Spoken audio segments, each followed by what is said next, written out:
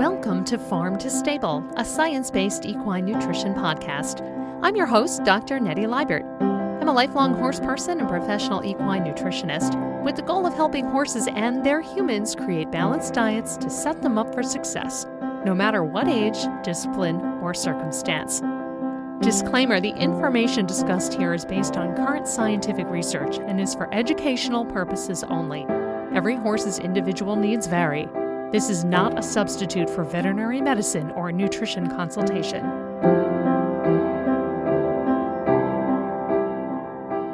Hello and welcome to another episode of Farm to Stable, an equine nutrition podcast. I'm your host, Dr. Nettie Liebert, and I wanted to do a follow-up to our last episode, which was all about the equine skin. And I get a lot of questions this time of year here in North America as we come into spring about itchy horses and what to do. Is there anything you can do nutritionally to help support horses who have sensitivities to bug bites or flies or all these things? Well, the answer is yes and no. So go back if you haven't listened to the episode about healthy skin, give that a quick listen, and then jump into this one. So as I mentioned, here in North America, we are finally coming into spring, and now is the time to start supplementing for itchy skin, and I'll tell you why in a little bit. So I do have some management and nutritional tips to help survive the coming bug season, but remember, nutrition is not going to cure anything. The best we can do is feed a healthy, balanced diet and help support our horses the best way possible. So here we go. So just remember from our last episode that the skin is the horse's largest organ. And it helps to do everything from regulate temperature to protect the body from the environment, provide a sense of touch. With the warmer temperatures come those biting bugs, increased sweating, and potential sunburn. And yes, some of you know this all too well, horses can get a sunburn, in particular if they have light pink skin around their nose or eyes. Some have sensitivities in their white socks on their legs. So sunscreen is one potential thing. Now, what does that have to do with biting bugs? Well, if the skin is burned and irritated and also itchy from bites, you don't want that to happen. So you're going to want to protect your horse with sunscreen. We'll talk about that too. But let's start with the ones that you're probably already shuddering to think about. The gnats, the flies, the colicoides, also known as the biting midges. These guys, you know this, are a major cause of itching. So some horses are really sensitive to the proteins in the saliva of these biting midges, and they just develop these adverse, itchy, extreme reactions. Now, anybody that gets bitten by one of these things is going to itch, but some horses have a more extreme reaction than others. Now, it's not possible to completely eliminate these things, so there are some things you can do to manage the environment and apply some protective measures. Starting with commercial grade fans. Sounds pretty simple, right? Especially in the summer when it's very hot outside. That movement of air, number one, helps your horse stay cool, but it also helps prevent some of these flying pests from getting too close and landing on your horses. Now, the fans should be commercial grade, made for agricultural use, made to be in barns. Your white box fans that you can buy pretty much anywhere are really not safe for barns. So the commercial grade fans are more expensive, but they are well worth the investment. And you can get them at farm supply stores. You can buy them online, but just make sure they are approved for outdoor use or use in barns. The reason is their motors are essentially protected from all the dust and stuff that flies around a barn, whereas in your cheap white box fans, they are not. So the white box fans can actually be a fire hazard. So keep that in mind as you shop for a commercial grade fan. Another thing you can do is turn the horses out at night if that is possible. So insects tend to be less active, and it's also cooler, so your horses would sweat less being outside. And when they're sweating, they can also attract dirt and flies and things like that. Removing any standing water, any wet vegetation that's just sitting there. These are potential breeding grounds for flies and mosquitoes, And by keeping them at bay, reducing them, it also helps to reduce the insect population. So this does mean keeping your water troughs fresh. It means if you have tires or other things that your horse might use for enrichment, if they collect water, you want to make sure that water gets dumped out and let it dry out. If you have old hay that your horses have stomped into the ground, it might help to clean that up a little bit. Just rake it up and put it in a compost pile or in your manure pile to help it break down and just prevent these breeding grounds for creating good environments for your bugs. It also helps to just do a pasture walk. Now, while not all of us, myself included, are plant experts, I'm far from a plant expert, there are some plants that can cause allergic reactions in horses. It can take a little bit of detective work, and you can enlist the help of not only your veterinarian, but your local extension office. Yes, every state has an extension office, every county in every state here in the United States has an extension office. And somewhere in the state university system is an expert in plants and botany, and they can help you identify some of these potentially toxic or irritating plants that could be in your pastures. And most of them don't charge for services. So a really good resource that you may or may not know about. So if you're not sure and you think your horse is getting into something that is causing some skin irritation, reach out to your vet and your extension agent. They'll help you identify things, these causative factors, and remove them to help reduce the problem and create a more comfortable environment for your horse. So in addition to some of these other environmental factors, you've got dust and mold particles. They could be in bedding or hay that could potentially stick to and irritate the skin, especially if your horse is sweaty. Now, I have seen this happen to some friends' horses where some new bedding has gotten put down in the stall, and the next day the horse is full of hives. So what's going on? It isn't necessarily that the bedding is dirty. It could just be that there's dust mites or something in that bedding that just doesn't agree with that horse. So it could be a culprit. So one of the things you should do is talk to your vet if you see this happen. Another is to try a different bedding. Wetting the hay or altering the bedding could provide some relief. Now, sometimes the horses are really bothered by these hives, sometimes they're not, but either way, it's good to check in with your vet if you see this happen, especially if your horse has sensitive skin. Sometimes if they are of the sensitive type, sometimes they're a little more prone to this. So just something to keep an eye out for. Now, of course, many of us have a plethora of insecticides, fly sprays, masks, and things in the barn. So making sure that your horses are sprayed with an appropriate fly spray can help reduce biting pests. So be sure that the products are recommended and approved for use on horses. Some horses are sensitive to insecticides that cause irritated skin. My own horse, if you've ever tried some of these sweat-proof insecticides, they do not work for my horse. And he actually did break out in hives after having one of these applied to him. So I gave him a bath and never used that insecticide again. That doesn't mean the product is bad. It just means that it doesn't work for my horse. So this does happen. So you may try treating your horse in a very small area if you're trying a new fly spray. And if you're trying an old, trusted, and true one, just keep an eye out because skin changes with age, and what worked for your horse one year may not in the next year. So just make sure that what you're used to using is still okay for your horse. Now, if you're mixing your fly spray from a concentrate, be sure to follow the directions carefully because you don't want to make something too strong. And if you do, again, that could potentially cause some irritation, which we want to avoid. Now, if you live near an area that has water, a stream, a lake, something like that, very often the flies come in droves. So physical barriers can be your friend. Now I'm talking fly boots that are well-fitting, that are lightweight, also lightweight fly sheets. These can also help reduce the number of bites and lesions that your horse could suffer from. Some fly barriers, whether it's masks or boots or fly sheets, come with pyrethrins welded into the fabric. Now, so these are some of your fly repellents, insecticides. Just know that these can fade over time. They may need to be retreated.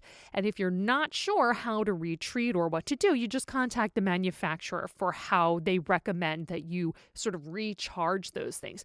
But fly sheets can be your friend. Now, they are not all created equal. Some are lighter than others. So depending on where you are, even in very hot climates, sometimes a fly sheet is too much.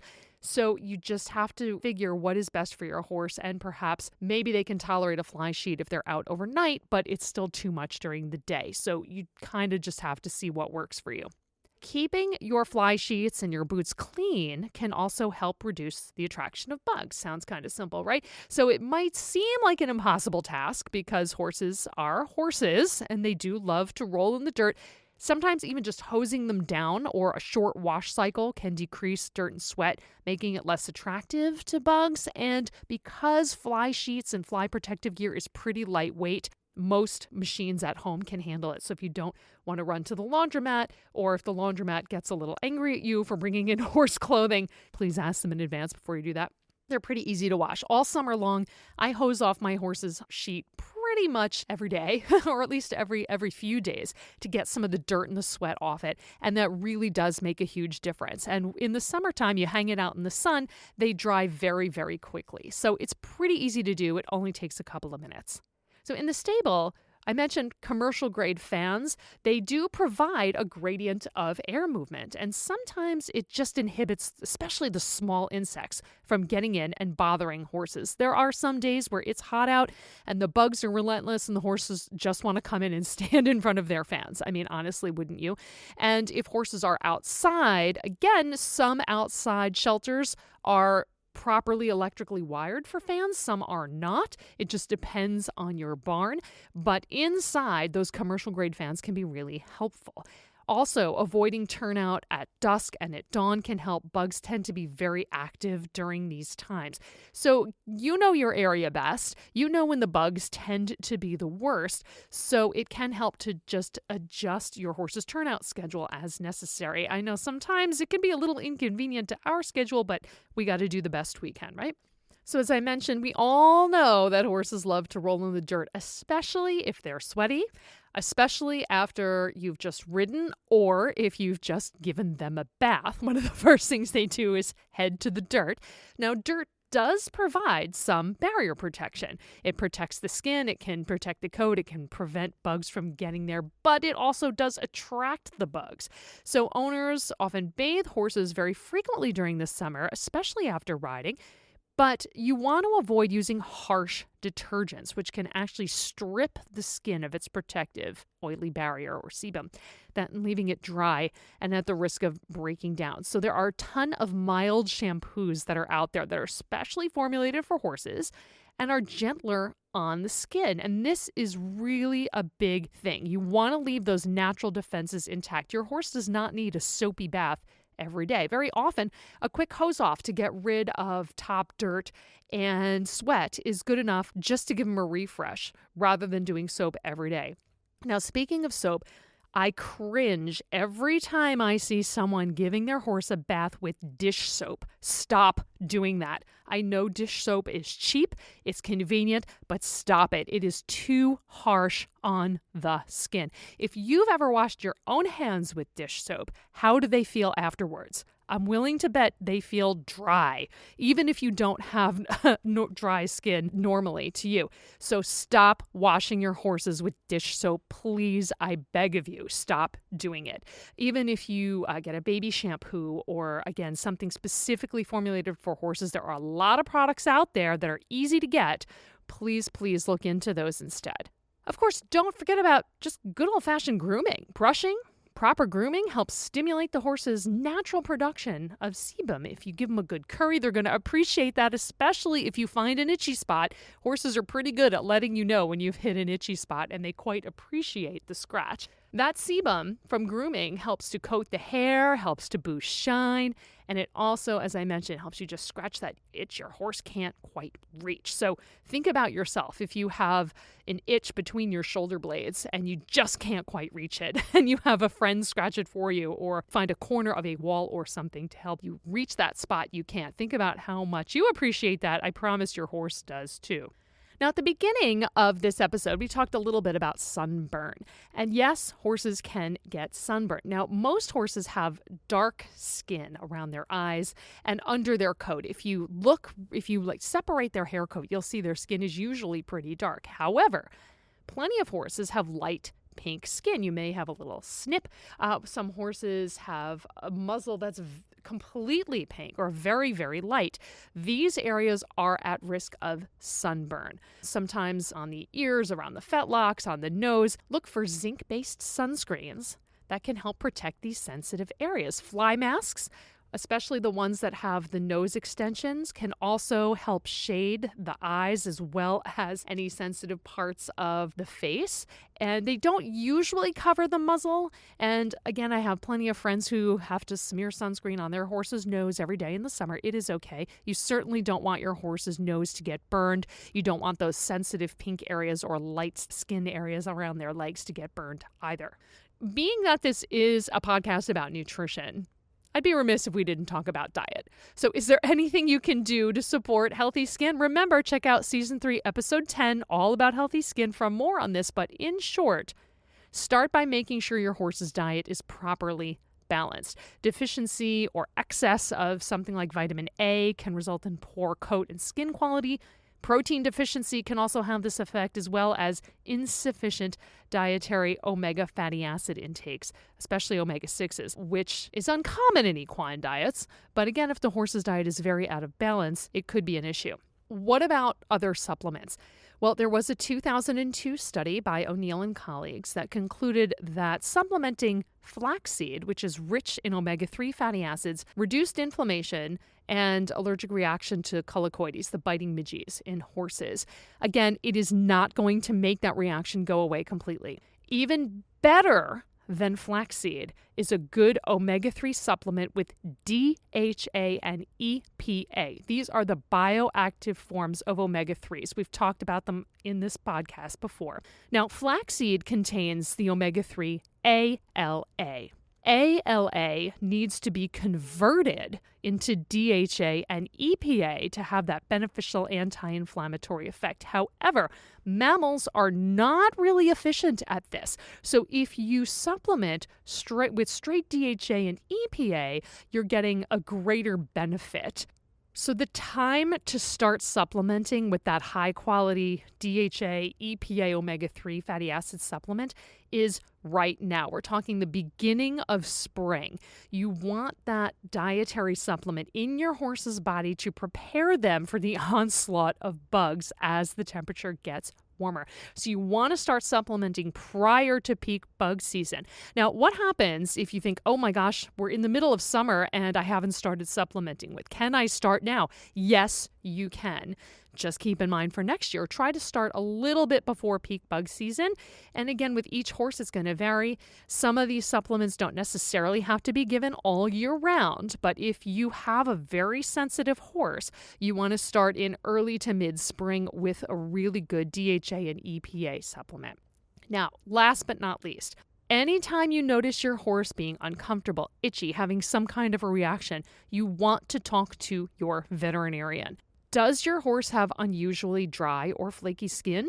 Are you suddenly seeing an outbreak of hives? Is your horse itching himself to the point of opening and causing abrasions or wounds on the skin? Call your vet. You want your veterinarian to check for under or overactive thyroid, which can cause dull coats and dry, flaky skin. If your horse is otherwise well-nourished and well cared for, your vet may be able to offer some medical intervention for itchy skin if it is appropriate, but that is something only your veterinarian can determine. Again, as a nutritionist, I can help you balance the diet and make sure your horse is getting what they need, recommend a good omega-3 fatty acid supplement, but your veterinarian really will be critical for helping your horse get through some of the critical times. And some horses absolutely do need some medical intervention to get through bug season. Not all of them, but some of them. So in summary, as always, we're going to start with a balanced forage-based diet. Simple, proper grooming is going to encourage production of the skin's natural barriers, and you don't have to scrub your horse. Just a nice, normal curry and a good soft brush to stimulate the skin and get off any surface dirt. bathing your horse with a mild shampoo and avoid harsh detergents. No dish soap. Save dish soap for your greasy dishes. Get it out of your barn. Day-to-day post-workout baths with water only are usually sufficient for just getting rid of the sweat and the surface dirt without irritating sensitive skin, making sure that water is not too hot or too cold. And when you're putting sunscreen on yourself, check to see if your horse has any vulnerable areas where sunburn may occur as well. And if you're not sure, once again, ask your veterinarian. Make it a habit to look over your horse's skin each day. Every day is not the same. And as we all know, horses get into things. Make sure you're familiar with what your horse's face, legs, body look like. If there's any scars that are normal, okay. If you notice anything unusual, this is when you should be asking yourself, do I need to call the vet? Is this something I need to keep an eye on? That kind of a thing. That's basic horsemanship. Most veterinarians I know would rather have you call and ask a question rather than get a 2 a.m. emergency phone call. So if you have a question about something you see on your horse, call your veterinarian, of course, being respectful of business hours. Leave them a message, send them a text. So just keeping some of these basic management suggestions in mind will help your horse's skin stay healthy all summer long. I know it's frustrating. No matter how much we try, we're probably still going to end up with some bites. At least there are things we can do to minimize horses' exposure with commercial-grade fans, fly sheets, proper insecticides, and proper turnout schedules. Thank you so much for listening. I really do hope that you like, share, subscribe to this podcast, and send any questions or topic ideas you have right to me at equinenutritionphd@yahoo.com. Once again, I thank you for your time. Happy riding and happy longer daylight hours out there. Enjoy. Thank you for listening to the latest episode of Farm to Stable, a science-based equine nutrition podcast. Please share and subscribe if you found the content interesting. And if you have a topic you'd like to hear about, send it to equinenutritionphd@yahoo.com.